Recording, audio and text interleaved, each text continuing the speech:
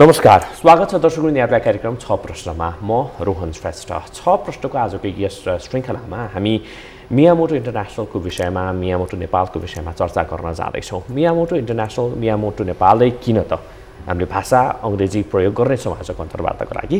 Yes कारण पनि कि भूकम्पको दौरानमा जति बेला नेपालमा भूकम्प गएको थियो त्यति बेला गद्दी बैठकलाई रेस्टोरेसन गर्ने एउटा कम्पनी पनि रहेको छ र अहिले पनि जेएनजी आन्दोलनका कारणले गर्दाखेरि सिंहदरबार, शीतल निवास लगायतका भवनहरू यति बेला ध्वस्त भएको अवस्था रहेको छ। फेरि त्यसलाई उठाउनको लागि के गर्न सकिन्छ लगायतका विषयमा चर्चा गर्नेछौँ। आज हामीसँग हुनुहुन्छ मियामोटो इन्टरनेसनलका CEO, structural engineer doctor Kit Miyamoto.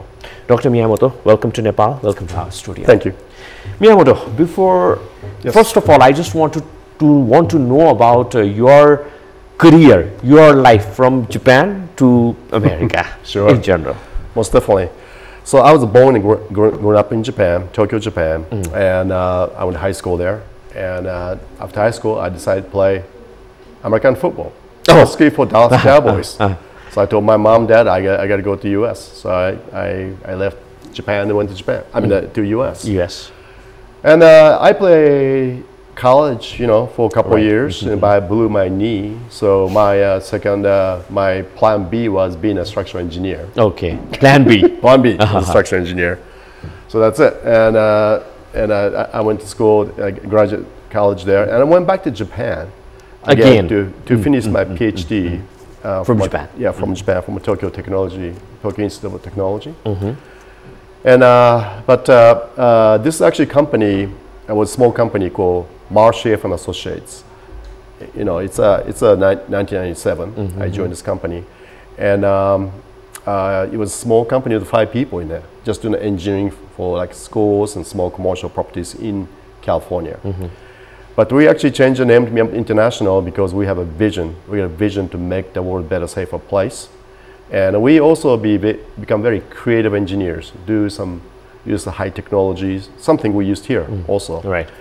So our purpose and our technology drive to essentially the expansion of business. So we have now offices throughout the whole California, from San Francisco to all the way to LA to San Diego.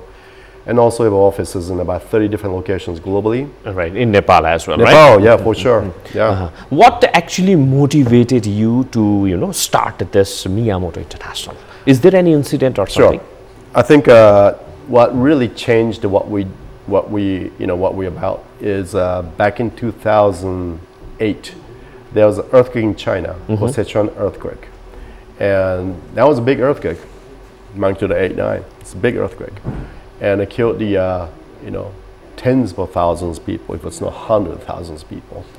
But every town I go, I see the school is collapsing.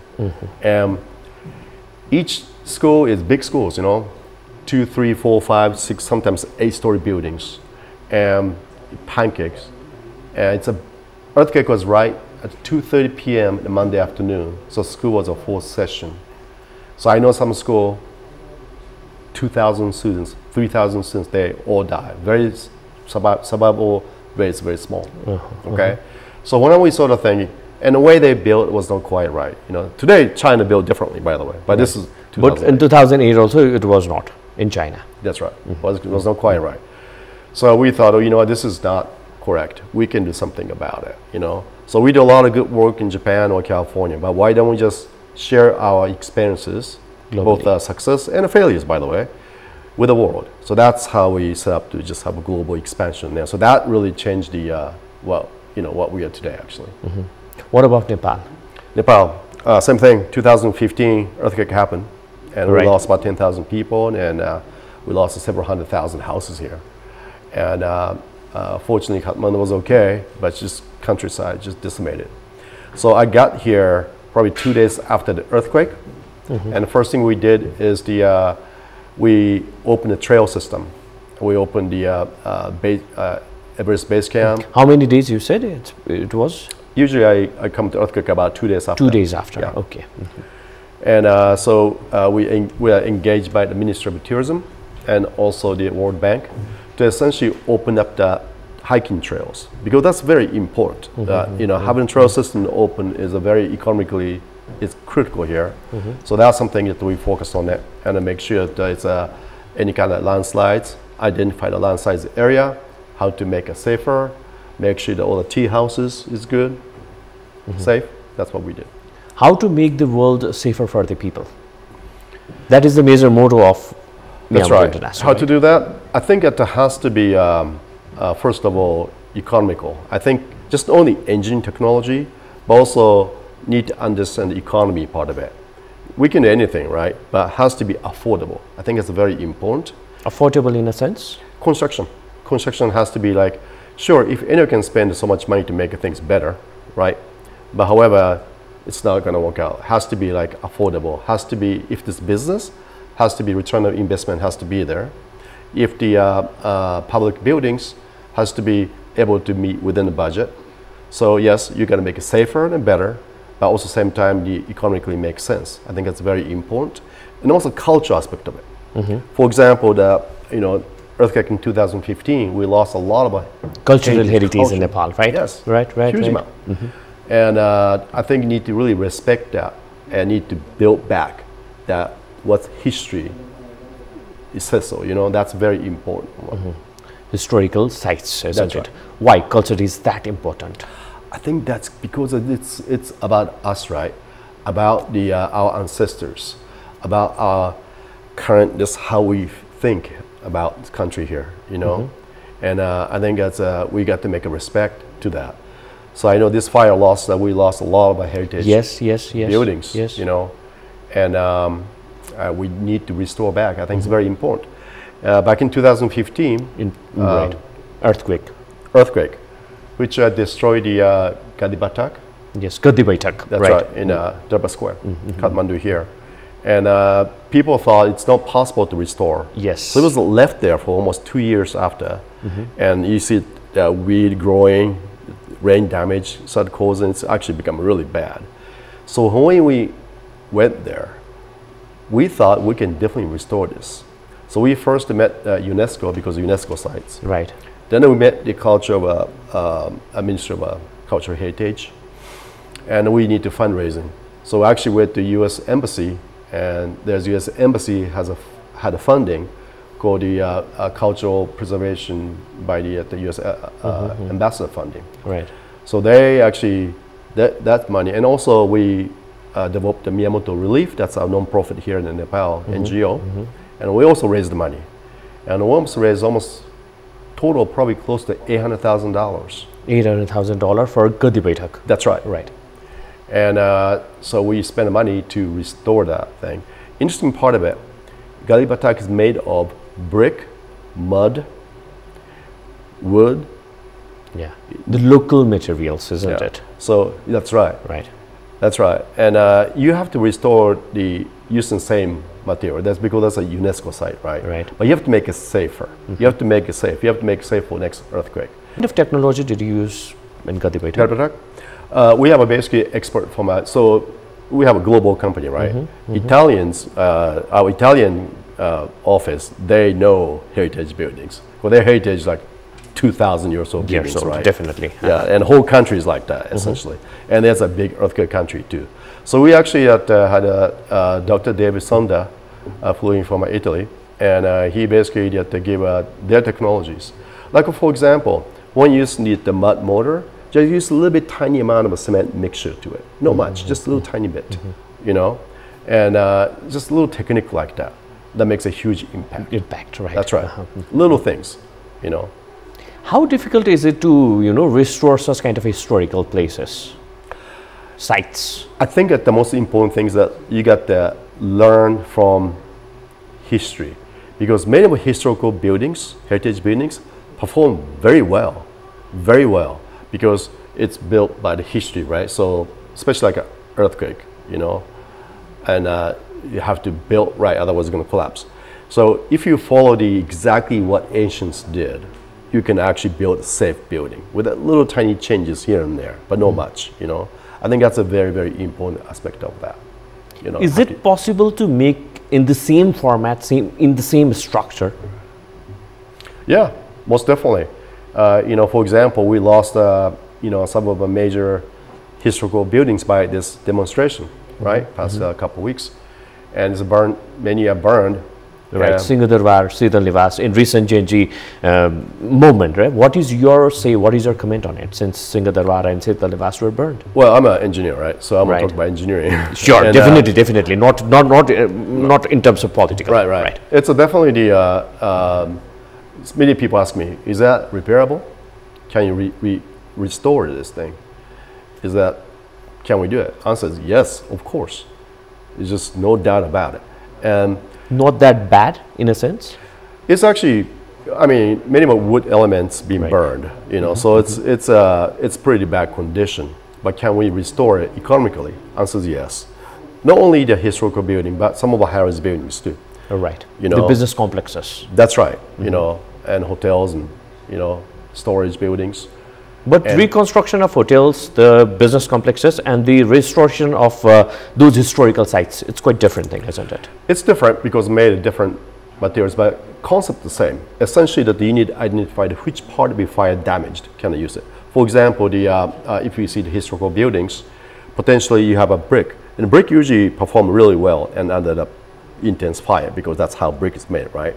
But cement between, we call mortar, may not do well. Well, right. That's right. So you may have to remove some of the cement out, put back a new one in, and obviously burn the wood, need to be replaced, stuff like that. So it's a little bit different methodologies.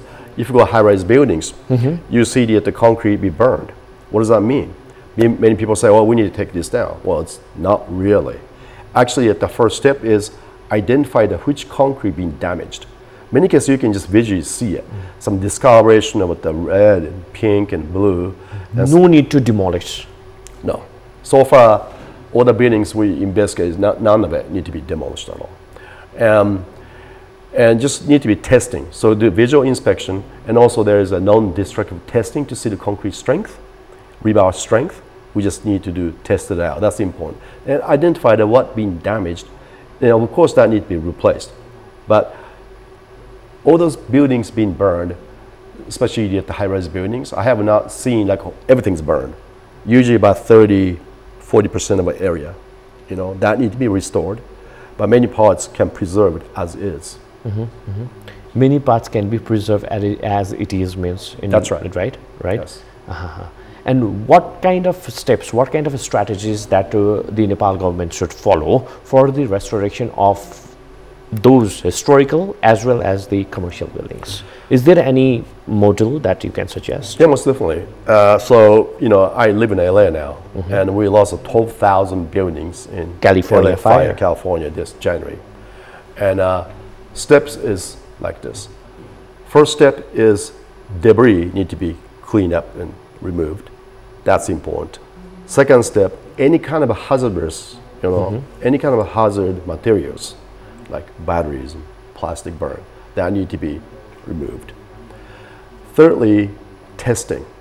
Testing of a concrete or brick, anything with steel, test it. It's been really damaged or not damaged. So map the whole damaged area. Need to be replaced or not? That's right, exactly. Then the construction. What's the best steps? Because once you start removing a part of the buildings, that could cause the instability of a system. So make sure that the removable will be something very strategically step up. So that's the steps, essentially. If you follow it, anything can be fixed. There are more that we need to know about this restoration, but it's time to take a short break. We will be right back after this short break. दर्शक हामी break पछि आउँछौँ.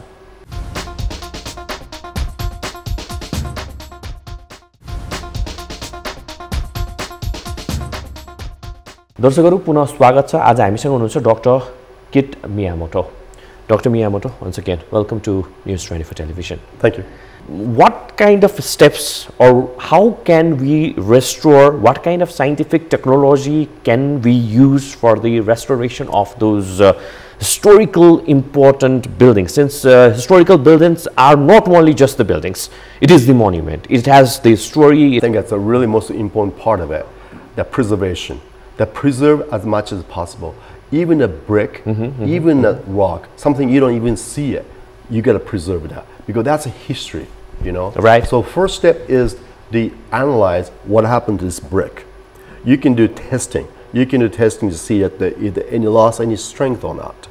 You can test that the cement mortar between the bricks is a compromise or not. But if it's not, you got to keep it. I think it's very important. Just some details of it, you know. And so if I was doing an inspection, the first thing is I do visual inspections to kind of map things out. What kind of testing has to be done? Some detailed testing for each corners, each area, and which wood, which floors, roof can be preserved, and just preserve as much as possible. And then the next step is really understand from records what was there. You know, what kind of finish was it, and restore back to as much as possible in the exact same way. You know, so that's the culture. That's a history. Right. You know, so let's bring back to it. That would be a step. Should be like that. And beside that, what about the high-rise buildings? Important for a country because that's the business, right? And business provide employment. That's important. And also the very visual. You know, some of the high-rise buildings burned. It's a visual. I think that need to provide the normality to it. So the speed of reconstruction is very important. And but those high-rise buildings are very challenging because it's a large structure, and you need to understand the concrete and the rebar strength of the pillars to floors to everything. So we do what we call Schmidt hammer testing. That's actually non-destructive. It's essentially like a hammer. You just hammer down. Hit the hammer? Strength actually, and so that's what we're doing right now. To just do Schmidt hammer testing as many places as much as possible to see that how much concrete been compromised or not. In some cases, you see the concrete to be like cracked and spalling. Spalling means essentially fall off the piece of concrete. The reason is if it becomes too hot, the rebar, which means the steel inside of a concrete pillars or floor, expands. Once it expands, the pressure outside that causes the concrete to fall off. That's what you see out there. Right. Yeah, so chances that if you don't see spalling, rebar should be okay, you know, but also need to be tested. How long it might take for the rebuilding, reconstruction? I think that we're looking at one high-rise building, which is about 25 story. If it's done right, it can be done 12 months, maybe 2 months. Yeah, 12 months. Okay. Yeah, 1 year. 1 year. But 12 months. 12 months. Okay. Yeah, but has to go fast. You know, has to go fast. And some property have insurance, some doesn't. You know, some are underinsured. So the economical part of it is also important. Especially properties do not have no insurance. They are going to restore this, but speed is very important. Right. Because the reasons they are losing revenue, so they can hire anyone when they restore back the business, so they can provide employment again. While talking about this speed of this time for the pace for the development, for the pace for the reconstruction, since you have the experience of working in Nepal with Gaddi Baitak as well, what is your say on the, you know, how easy it is to work in Nepal? How easy? Yes. Well, I think that Nepal is, to me, the very easy to work, by the way. The reason is the engineers and contractors. For example, our engineers here in Nepal, when I arrived here in 2015, I didn't know anyone. Now we have a very strong team, very diligent, hardworking, smart people. So they not only do engineering here in Nepal, but they also help other countries throughout the whole world, by the way. And this become like technical hub for us. It's pretty amazing, actually. So to answer the question, yes, this is actually, to me, it's easy because we have a strong team here. Because but they say that it's very difficult to work in Nepal due to different political and environmental hurdles. That is true. I mean, sometimes take some time to get some approval and stuff like that. But at the same time, I think people want to restore this country back. You know. Yes. You know what I mean? And I think it will happen. And I think both the government and business and the public, I think, want to restore back. You know, and maybe not today, but it will be. So when that happens, we can go fast. I think that's important. You know, restore back the former, this glory of this country. You know, I mean, when I was here 2015, I was living here pretty much almost a year to year and a half. Right. You know, and so I met a lot of friends, and now I came back here, and you know, people go, "Oh, you're back. Must be bad things Right. going on here." Say, well, you know, let's build this back again. You know, we done once, why not twice? So it's very easy to work with the local communities as well. Oh yeah, that's right. I think because I like here, I think, and I respect people here. You know, I think that's the whole thing. It's not about okay, I come from Japan, so I'm better. I do this thing. It's not like that. You know, there are some good things going on. So how can mix good things going on plus whatever good things out there to mix it? You know. What is your say on Nepal and the Nepali people? What I think of? Of Nepal and the Nepali people? I think there are reasons why there are 250,000 Nepali people live in Japan. Because kind of matches, you know, culturally. Right, You culturally. know what I mean? Right. And very, you know, you guys very nice. Thank you right? very much for Polite, that. You know, and open. Right. But you guys are more friendly than that. And beside that, while working with the local community, how have you worked for the capacity enhancement of the human resource in local community? I think that's a very important part of it. You know, like Khumbu area where, Right. you know, the earthquakes hit in 2015, and we worked the villagers, and there are some certain things they do, just beautiful job. You know, that stone, they just dressed up and just make it really tight constructions. Right. That perform really well, you know. But some cases, people don't do it, you know.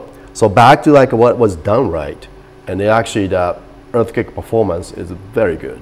So things like that, just essentially extract the knowledge, not just imports from somewhere, but extract the knowledge, the wisdom they already have, Right. and communicate that with the people. I think that kind of things. Any future plan that you want to share with our audience? Here, I like to expand because I think that the Miyamoto Nepal is become a local, you know, company. You know, it's 100% local. Right. Our country managers are Nepali, so Right, is all the engineers. Yes. You know, and they're helping us all over the whole world. And I think we have so much talent here. We want to expand here, and Nepal is growing. There will be many more high-rise buildings when we want to build earthquake fireproof buildings. Right. You know, flood-proof, and that's possible. Even flood-proof as well. Of course. How? Make sure they're built correctly. Make sure that if the water comes, make sure that how the waters flow out. You know, make sure that geotechnically it's stable conditions, or make it stable. You know, so you have to kind of think ahead. If you think ahead, it doesn't cost that much actually to make Right. that. You know, earthquake, fire, Flood. proof almost. Well, thank you very much, Dr. Miyamoto, for your wonderful and valuable opinion. Thank you very much. Thanks so much. Thank you. दर्शकहरू हेर्दै रहनुहोला news 24 television. नमस्कार।